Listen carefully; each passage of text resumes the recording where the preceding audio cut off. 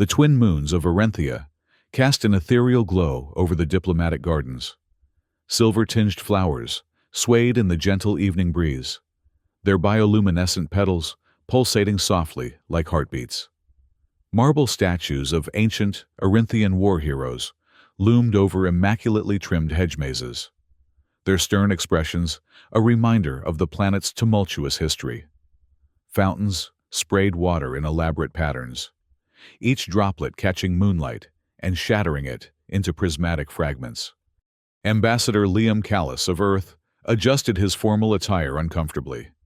Despite being Earth's foremost diplomat to the Arinthian court, he never quite felt at ease among the aristocracy.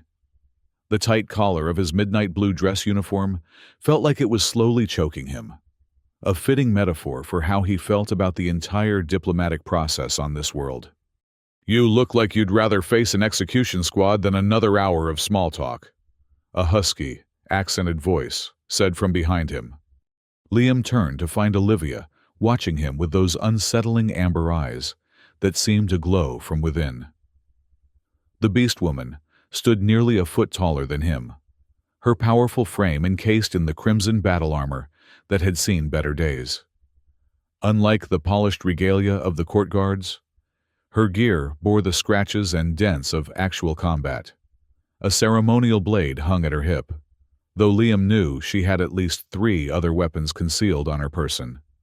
"Is it that obvious?" he asked, attempting a smile. "To me, yes. To these preening peacocks," she gestured with a clawed hand toward the gathering of Arinthian nobility. "They're too busy watching each other to notice you." Liam had initially protested when the Arinthian High Council had assigned him a Beastwoman bodyguard. The half-feline, half-humanoid races were considered second-class citizens at best on Arenthia, and he worried her presence would undermine his authority.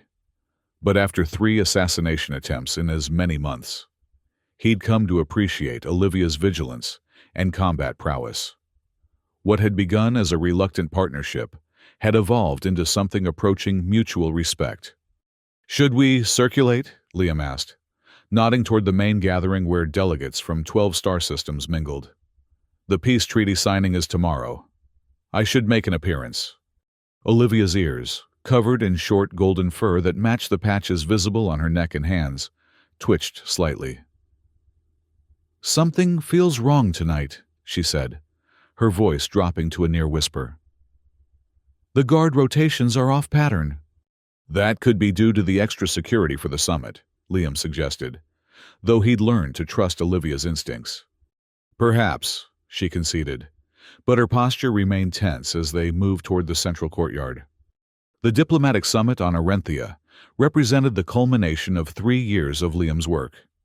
If successful, it would bring a lasting peace to a sector that had known only conflict for generations. Earth's interests were primarily commercial, new trade routes and resource access, but Liam had come to care deeply about the people who would benefit from the stability a treaty would bring. As they approached the central gathering, Ambassador Kevin Rhodes from Earth's Martian colony intercepted them. Rhodes had been a thorn in Liam's side since their academy days, always undercutting his initiatives and claiming credit for his successes. "Callis, there you are," Rhodes exclaimed with false joviality. His perfectly coiffed silver hair and immaculate white suit spoke of a man more concerned with appearances than substance.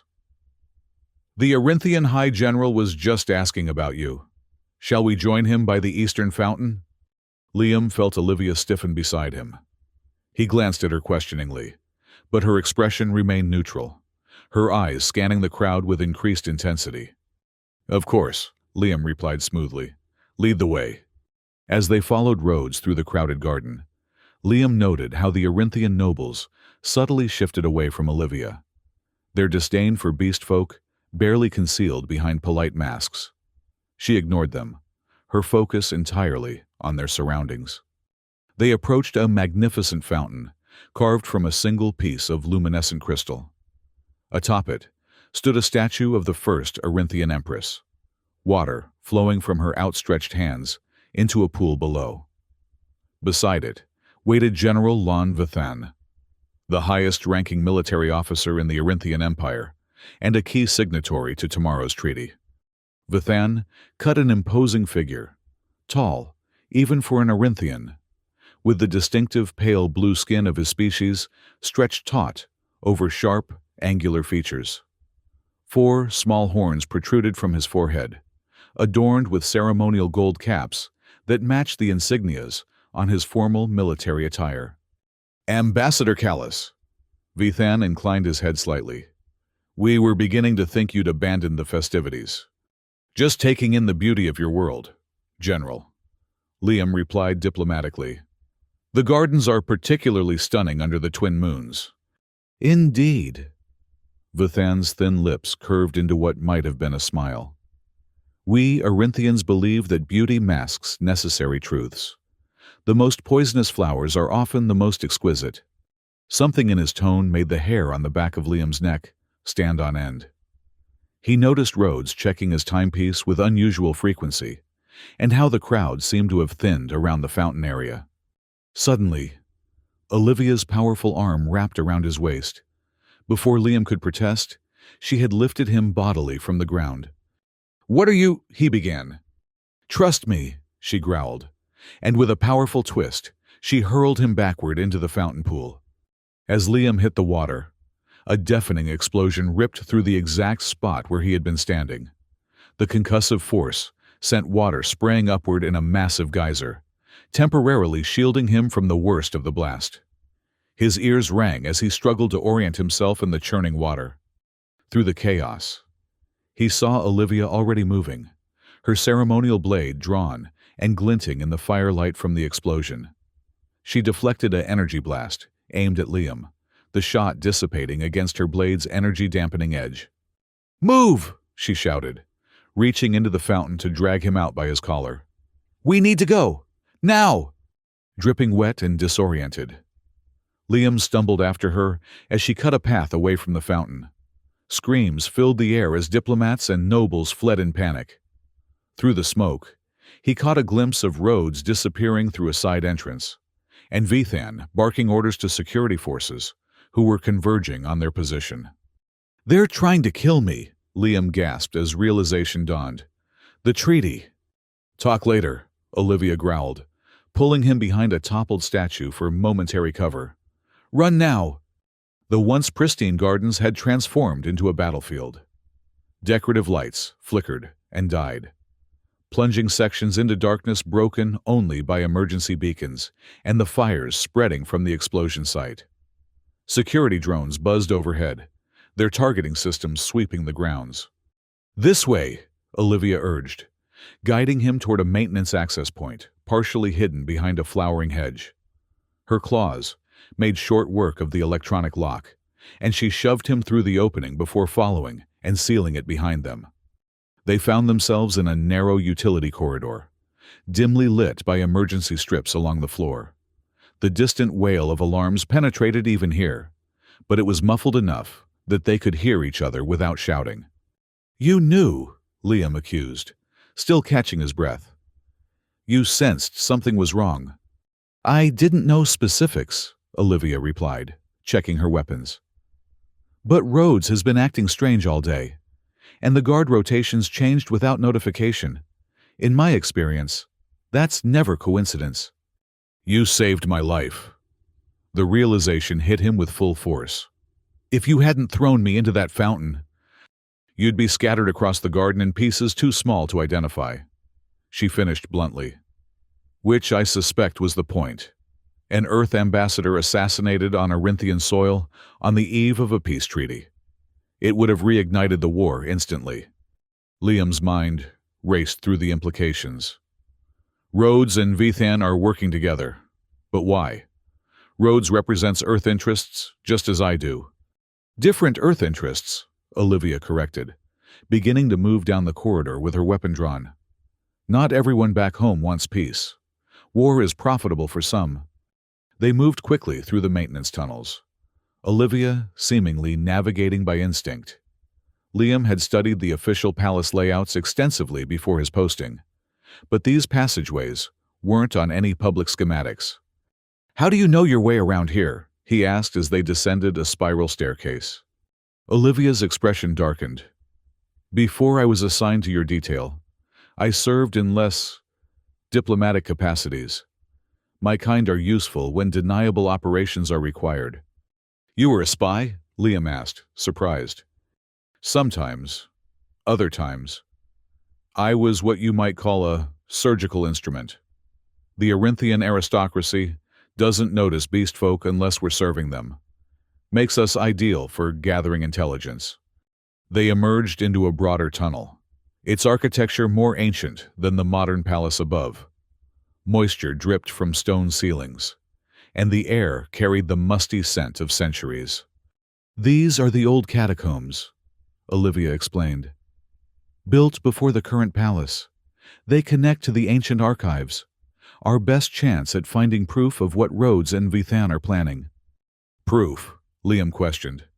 Shouldn't we be focusing on escape?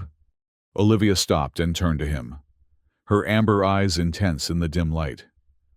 Think, Ambassador, right now, you're the primary suspect in an explosion that likely killed several diplomats. Without evidence of the real conspiracy, you'll be branded a terrorist. Earth will disavow you to preserve relations. You'll be executed. The treaty will collapse, and war will resume. Is that what you want? Put that way, the choice was clear. Lead on, Liam said grimly. They moved deeper into the catacombs, the modern emergency lighting giving way to ancient, bioluminescent fungi that cast an eerie blue glow across the stone passageways.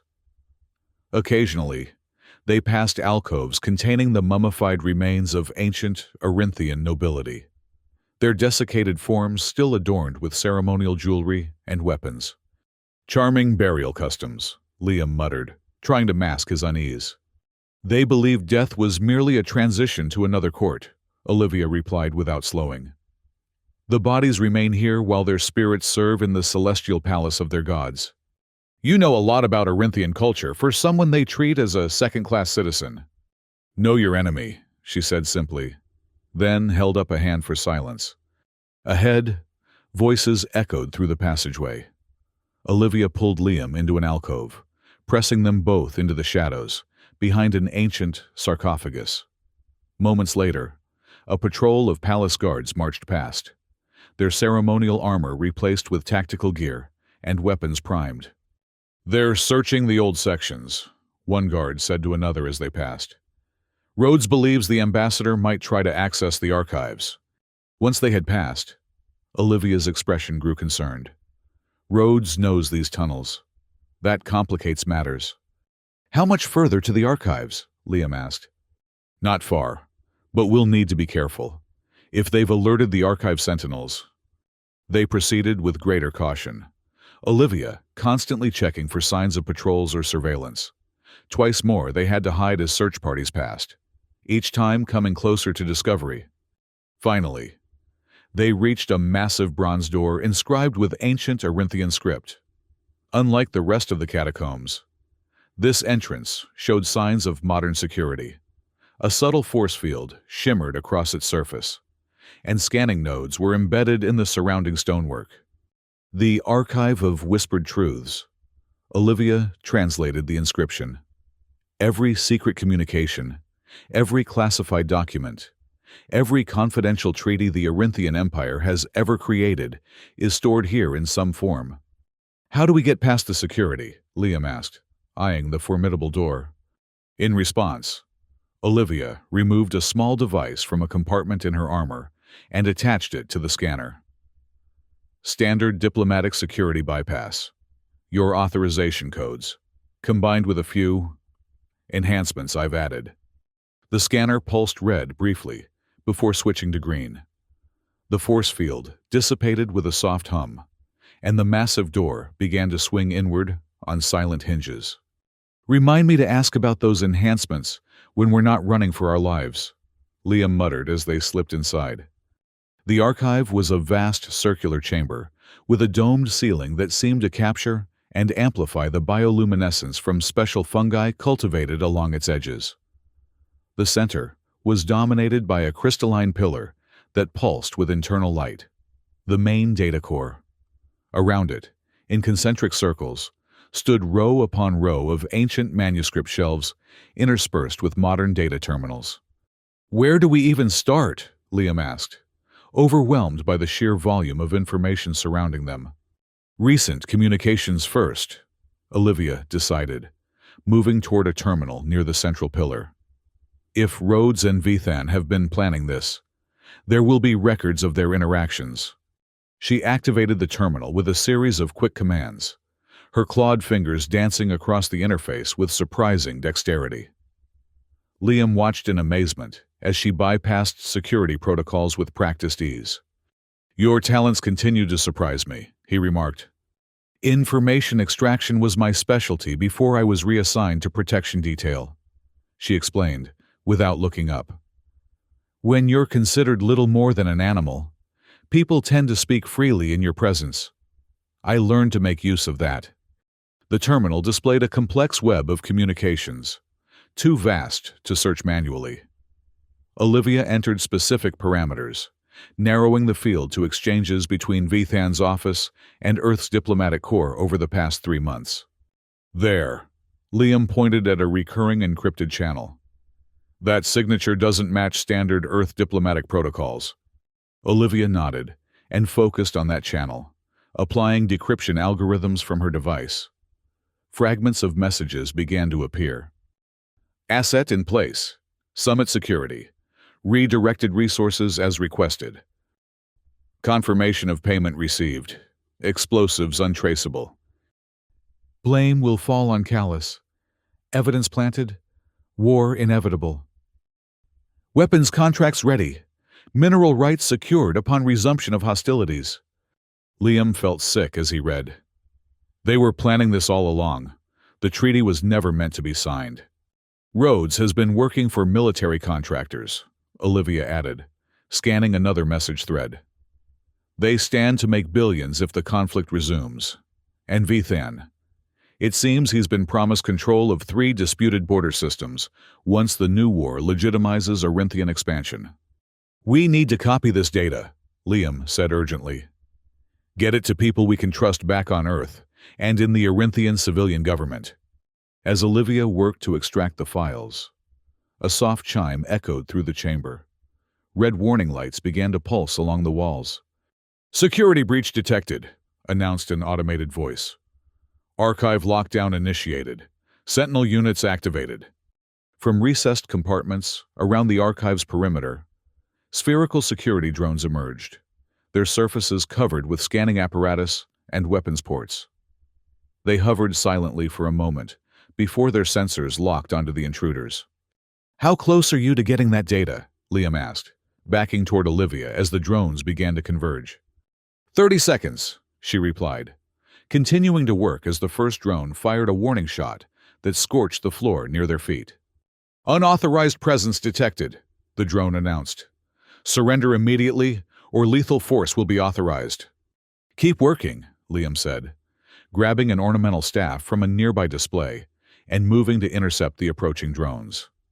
He had basic combat training, as all diplomats did, but nothing that prepared him for fighting advanced security systems.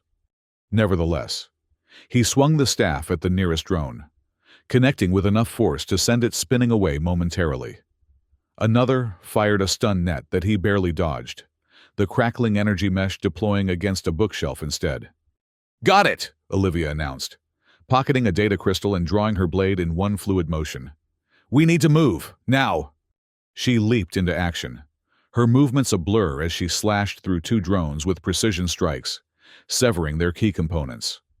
Unlike Liam's clumsy defense, her attacks were economical and devastatingly effective. "The emergency exit," she called, gesturing toward a maintenance hatch on the far side of the chamber. "It leads to the old communication hub. We can transmit the data from there." They fought their way across the archive, Olivia taking the brunt of the drone's attacks, while Liam provided what distraction he could. A security blast caught her shoulder, scorching through her armor and drawing a pained hiss from her lips. But she didn't slow. When they reached the hatch, Olivia ripped it open with strength, born of desperation, and they tumbled through just as the remaining drones converged on their position. The hatch sealed automatically behind them, the sounds of drones impacting against it reverberating through the narrow passage. "That won't hold them long," Olivia warned, clutching her injured shoulder as they hurried along the maintenance tunnel. "The communication hub is our only chance now. It has a direct link to the observatory relay station, which means we can broadcast the evidence to every major system in the sector." Liam realized. "Not just Earth and Arenthia." "Exactly. Too many witnesses for them to silence." The tunnel opened into a circular room filled with ancient communication equipment, interspersed with more modern technology. Unlike the palace above, which combined luxury with functionality, this facility was purely utilitarian, a relic from wars long past. Olivia moved immediately to the central console and began connecting their stolen data crystal to the transmission system. The equipment is old, but still linked to the main observatory relay. It was kept operational as a backup system. Liam moved to help her, his diplomatic training including enough technical knowledge to assist with basic communications protocols. "We'll need to set it to broadcast on all emergency frequencies," he said, "and include authentication codes so it can't be dismissed as a hoax." As they worked, a distant explosion shook dust from the ceiling. "They're getting closer," Liam observed grimly. "Almost ready," Olivia replied, fingers flying across the controls. "The transmission needs to be compressed and encrypted with a time delay release. Otherwise, they could intercept and block it before it reaches its destinations." Another explosion, closer this time, was followed by the sound of boots on metal flooring. Olivia looked up from the console, her expression hardening. "They're here," she said quietly. "The transmission needs another 2 minutes to process and send." Liam checked the ammunition in the blaster he'd taken from a disabled drone. "Not much," he admitted. Olivia straightened, her decision made. "I'll hold them off. You stay with the transmission. Make sure it completes." "That's suicide," Liam protested.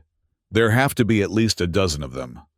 "Probably more," she agreed with a grim smile. "But I only need to buy you 2 minutes." She placed a clawed hand on his shoulder, her amber eyes holding his gaze. "This is what I was trained for, Ambassador. Let me do my job." Before he could argue further, she pressed something into his hand, a small data chip separate from the one they'd placed in the transmitter. "Personal logs," she explained quickly. "Evidence of other operations I've been part of. Insurance, in case the main transmission fails. Get it to Rasha at the Broken Claw Tavern in the lower city if I don't make it back." The sound of approaching troops grew louder. Olivia drew her blade and moved toward the entrance corridor, pausing only briefly to look back at him. "It's been an honor, Liam." "Olivia," he started, but she was already gone, disappearing into the corridor with predatory grace. The sounds of combat erupted almost immediately. Energy weapons discharge, the clash of metal, and guttural battle cries that raised the hair on Liam's neck. He forced himself to focus on the transmission console, monitoring its progress while keeping one eye on the corridor entrance. The progress bar crawled agonizingly slowly. 65%, 72%, 80%. The fighting sounds grew more intense, punctuated by screams of pain that he hoped weren't coming from Olivia. He clutched the blaster tighter, knowing he would have to make a stand when, the troops broke through. 91%, 95%, 98%. A final massive explosion rocked the facility, and the lights flickered momentarily. Liam held his breath until they stabilized, and the console confirmed. 100% transmission complete. Relief washed over him, followed immediately by concern for Olivia. The fighting sounds had diminished, replaced by an ominous silence. He moved cautiously toward the corridor entrance, blaster raised. The scene that greeted him was one of carnage. Bodies of mercenaries and palace guards littered the narrow passage, evidence of Olivia's lethal efficiency. But of the Beastwoman herself, there was no sign. Liam advanced carefully, stepping over fallen enemies and scanning for any movement. He had nearly reached the junction where the corridor branched when a bloodied figure staggered into view. Olivia leaned heavily against the wall, her armor shredded in multiple places and dark blood matting her golden fur. But in her hand, she still clutched her blade, its edge slick with the blue blood of Arinthians. "Did it work?" she asked, her voice rough with pain. "It worked," Liam confirmed, rushing to support her as she threatened to collapse. "The evidence is broadcasting to every major system in the sector. It can't be stopped now." She nodded weakly, satisfaction briefly overcoming the pain in her expression. "Then it was worth it." "We need to get out of here," Liam urged, slinging her uninjured arm over his shoulder. "Can you walk?" "If the alternative is dying in this hole." "I can dance," she growled, though her legs trembled with the effort of remaining upright. They had just started back toward the communication hub when slow, deliberate applause echoed through the corridor. General Vithon emerged from the shadows, flanked by 4 elite guards. Unlike the troops Olivia had dispatched, these wore the distinctive armor of the general's personal guard, veterans of countless campaigns. "Impressive, Ambassador," Vithon remarked, his thin lips curved in a smile that didn't reach his eyes. "I underestimated both your resourcefulness and your pet's combat capabilities." "It's over, Vithon," Liam stated firmly. "The evidence of your conspiracy with Rhodes is broadcasting across the sector as we speak. Every major government and news outlet will have it within the hour." "A setback," Vithon acknowledged with a slight inclination of his head. "But hardly fatal to our larger ambitions. The wheels of war have been turning for far longer than you realize. Ambassador, your evidence might delay the inevitable, but conflict remains certain." "Why?" Liam demanded, keeping his blaster trained on the general while supporting Olivia's weight. "The treaty would have benefited both our peoples. Why sacrifice peace for a personal gain?" "Peace," Vithon spat the word like a curse. "Peace is stagnation. The Arinthian Empire was forged in the crucible of conflict, not the tedium of diplomacy. My ancestors would weep to see what we've become, negotiating with lesser species as if they were our equals." Beside Liam, Olivia tensed. "The transmission," she whispered. "It's still connected to the observatory relay." Liam understood immediately. Their entire conversation was being recorded and transmitted along with the evidence they'd already sent.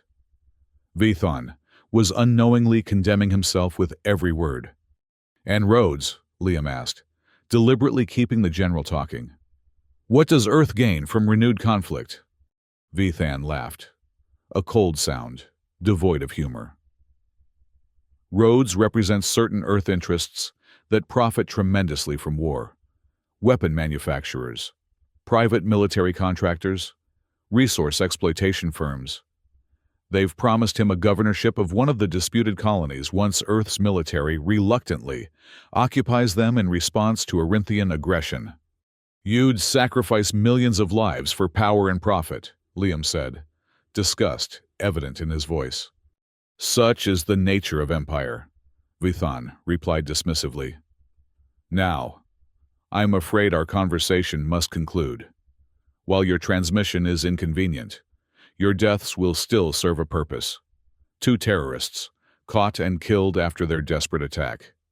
Your bodies will be evidence of Earth's duplicity." He raised a hand, and his guards leveled their weapons. "Any final words, Ambassador?" Before Liam could respond, Olivia suddenly straightened beside him, seeming to find new strength. "Just one," she snarled, and with blinding speed, she hurled her blade directly at Vithon. The general's reflexes were impressive. He twisted aside, avoiding a fatal strike, but the blade still buried itself in his shoulder, causing him to stagger backward with a howl of pain and rage. In the moment of confusion, Olivia lunged forward with strength Liam wouldn't have believed she still possessed. She tackled the nearest guard, using his body as a shield against the other's fire, while wrenching his weapon free. "Run!" she shouted to Liam as she fired on the remaining guards, forcing them into cover. Liam hesitated only a fraction of a second before diving back toward the communication hub. Behind him, the firefight intensified, energy blasts illuminating the corridor in strobing flashes of deadly light. He reached the hub and immediately located what he needed: an emergency escape hatch leading to maintenance tunnels below. These older facilities were always built with multiple exit routes, a legacy of Arenthia's paranoid military history. As he worked to open the hatch, the sounds of combat drew nearer. He looked up to see Olivia backing into the room, still exchanging fire with pursuers. She had acquired a second weapon and was wielding both with deadly accuracy. But even she couldn't hold out indefinitely. "Got it!" Liam called as the hatch hissed open, revealing a dark, vertical shaft with maintenance rungs along one side. Olivia glanced back, nodded sharply, and increased her rate of fire to cover his descent. Liam climbed quickly down the ladder, expecting her to follow immediately. When she didn't appear after several seconds, he looked up anxiously. "Olivia!" "Go!" Her voice carried down the shaft, accompanied by the sounds of continued fighting. "I'll be right behind you." Liam descended further, reaching a horizontal tunnel lit only by emergency strips along the floor. He waited at the bottom, blaster ready, eyes fixed on the shaft opening above. Finally, Olivia appeared, practically falling down the shaft rather than climbing. Liam moved to catch her, easing her descent as best he could. She collapsed against him, breathing heavily, fresh blood seeping from multiple new wounds. "Sealed the hatch," she gasped. "Bought us some time. We need to keep moving," Liam urged, supporting her once more. "Where does this tunnel lead?" "Lower City," Olivia managed between labored breaths. "Smuggler's routes, used by beast folk resistance." They moved as quickly as Olivia's injuries would allow, following the tunnel as it gradually descended beneath the palace district. The farther they went, the more the architecture changed, from the clean lines of imperial construction to the more organic forms favored by Arenthia's underclasses. Eventually, the tunnel opened into what appeared to be a storage cellar, filled with crates of contraband goods. A single figure waited there, leaning against a stack of containers with practiced nonchalance.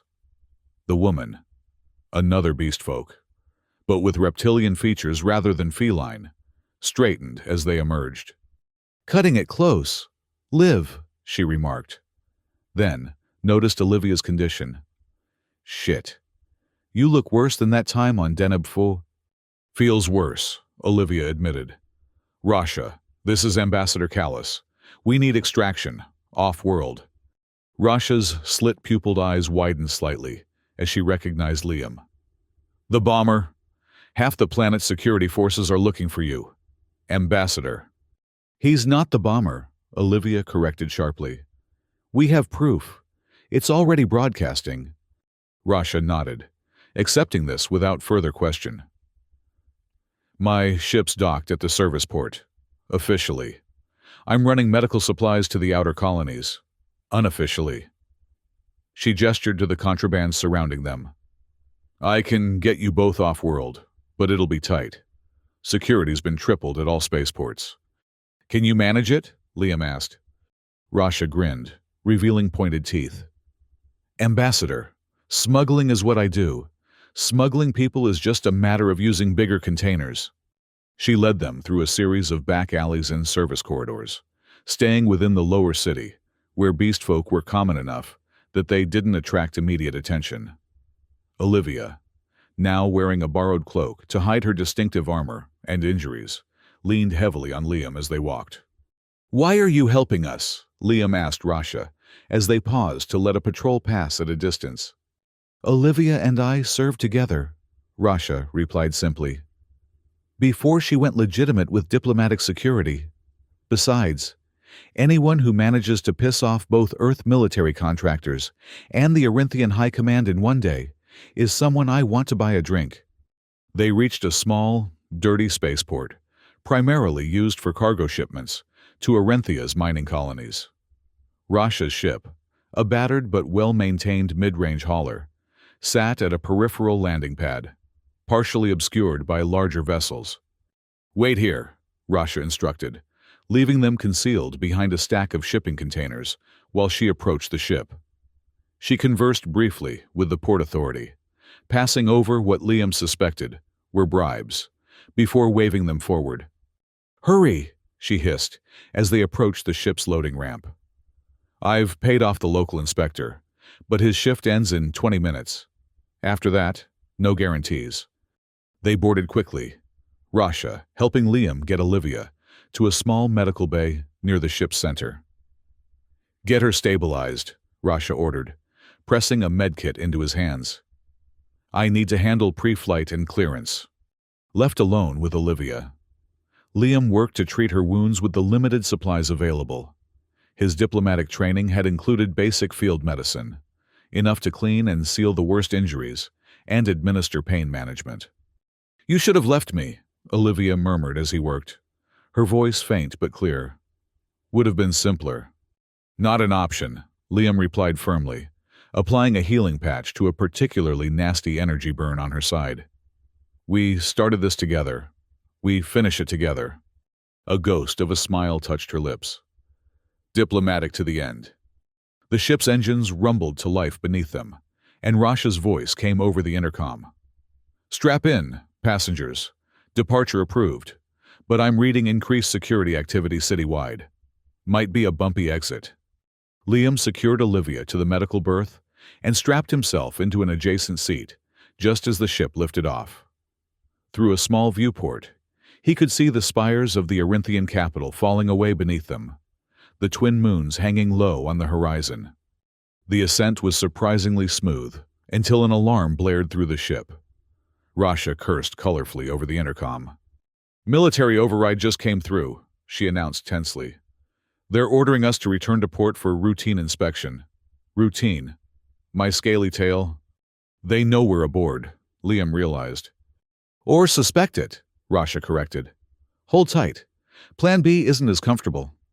The ship suddenly veered sharply, accelerating with a force that pressed Liam hard against his restraints. The engine's pitch changed from a rumble to a high-pitched whine as Rasha pushed them beyond standard operating parameters. "Military vessels launching from the main spaceport," she reported. "2 interceptors, heading our way. Bastards are fast, but I know a few tricks they don't teach in the academy." What followed was the most harrowing flight of Liam's life. Rasha piloted the cargo ship with a recklessness that bordered on suicidal, skimming Arenthia's upper atmosphere at speeds that made the hull glow red with friction. Then, diving back toward the planet's surface to use mountain ranges as cover from the pursuing vessels. Throughout it all, Olivia remained conscious, her amber eyes fixed on the viewport, watching their desperate escape unfold. Despite her injuries, she seemed calmer than Liam felt, as if danger was simply her natural element. "Approaching jump range," Rasha announced after what seemed like hours but was likely only minutes. "1 interceptor damaged, falling back. 2nd still on our tail, but they can't match our jump capabilities." "Where are we headed?" Liam asked, realizing he hadn't even considered their destination. "Neutral territory," Rasha replied. "Omega Station in the Varid cluster. No extradition, no questions asked. Good place to lay low while your broadcast does its work." The ship shuddered as something impacted their shields. "Last desperate shot from our friends," Rasha commented. "Shields at 60%, but holding. Prepare for jump in 3, 2, 1. The familiar disorientation of FTL travel washed over them as the stars outside the viewport stretched into lines, then collapsed into the swirling vortex of hyperspace. The pursuing ships vanished, unable to track them through the dimensional shift. Liam exhaled a breath he hadn't realized he'd been holding. "We made it." "For now," Olivia cautioned, though some of the tension had left her body. "Rhodes and Vithan still have resources. They'll be looking for us. But they can't stop what we've already done, Liam reminded her, checking her bandages again. The truth is out there now, spreading faster than they can contain it. Rasha appeared in the doorway, wiping engine grease from her hands with a rag. Autopilot's engaged. We'll reach Omega Station in about 12 hours. She eyed Olivia critically. You look like hell. Live. The medkit helping? I'll live, Olivia answered dryly. Not the first time I've been shot. Nor the last. I'll wager, Rasha replied with a sharp-toothed grin. She turned to Liam. Ambassador, I've got some clothes in storage that might fit you. Might want to change out of that uniform before we dock. It's a bit conspicuous. Left alone again after Rasha departed.